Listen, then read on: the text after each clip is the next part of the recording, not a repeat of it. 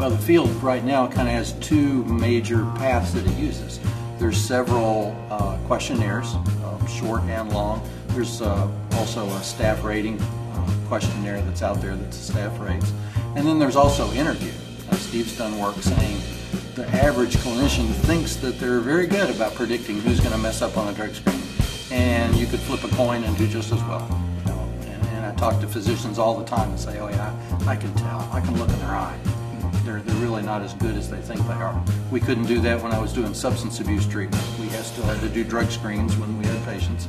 We couldn't tell, and we've done it all the time. So interview techniques can be used, but they need to be ramped up and done carefully. And there is some data to say that some interview techniques, if you look at the right things and weight them the right way, can actually do pretty good as well. Then you get into resource issues about, you know, how much staff do you have and how much time do you have to do those two kind of things. But the field's still kind of looking at both those avenues, trying to figure out what you're setting and which one might be best for you. I think we could continue to use a few that are not so obvious and transparent to patients as to what we're asking about.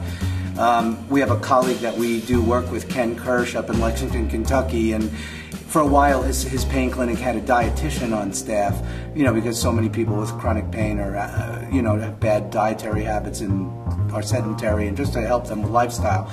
But so they were doing a diet assessment, and we added some questions from the Overeaters Anonymous questionnaires about compulsive overeating. I mean, you know, perhaps if you have problems in that spectrum, that also translates to overuse. We don't know anything about that. And then, interestingly, I was familiar with a concept from some other work I had done called food insecurity, which is a correlate of poverty, but it basically, you know, it's a questionnaire about how confident a person is about being able to put healthy food on the table for their family. And of course, healthier food is more expensive food. And we thought, maybe this is sort of a cloaked way of asking about the potential for diversion. I mean, you know, since a lot of times the poorer patients get the most abused drugs. Because they can't afford the fancy bells and whistles, so they get the short-acting generic opioids, which are also the most abused and diverted drugs in the country. And you say, well, you know, is there going to be a temptation to take some and possibly sell some to feed my family? And you know, certainly my heart goes out to people in that kind of a situation. But you know, we don't view ourselves as here to help a person put food on the table at the cost of a life of some kid in the playground who happens to take some diverted opioid.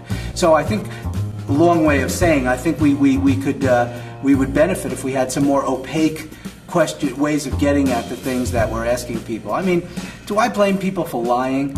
In today's climate, I mean, you know, with one strike and you're out policies and everything, right? I mean, you know, people lie about what they're embarrassed about or what they think will jeopardize their care. And, you know, we try to encourage people to be truthful, because lying could kill them. You know, mixing street drugs with the drugs that our doctors prescribe and so on, it's not a good thing. And Steve's getting to the next area that I hope we can work on in the field of risk assessment is what do you do with it? Not just in the beginning, okay, you can have these medicines, you can't have those because those are too dangerous for you. But as you go along, if somebody's diverting meds, well, do you kick them out immediately? Do you talk to them? Do you switch? I think there's a lot of times a knee-jerk reaction in this environment to get rid of the bad patient, whatever they do, and it becomes a one-strike and you're out policy. And not all, you know, medication aberrant behavior or drug aberrant behavior, whatever we're going to call it, is the same, and it's not motivated. So you got to look with the patient and kind of work on these things, and not just say, "Oh, bad drug screen, you're gone."